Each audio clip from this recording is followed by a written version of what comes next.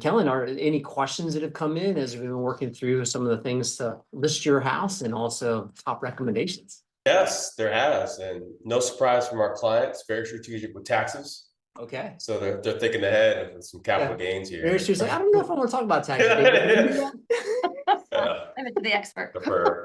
So do you pay capital gains when you sell your home, your first home? Particularly if you have a tear down and rebuild. And maybe we could touch on capital gains as a whole, but this one is catered towards tear down and rebuild. Let's just talk capital gains in general, because I think it's really important today because values have appreciated so much. So first thing to remember is if you're filing a single tax return, you get a $250,000 capital gain exclusion on the sale of your home. And then if you are married filing jointly, you get a $500,000 exclusion for capital gains in terms of the sale of your home.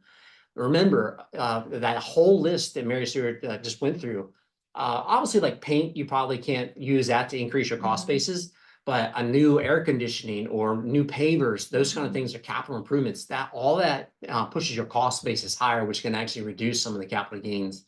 So the specific question on the tear down, you'd have to look at, all right, well, what did you pay for the property originally?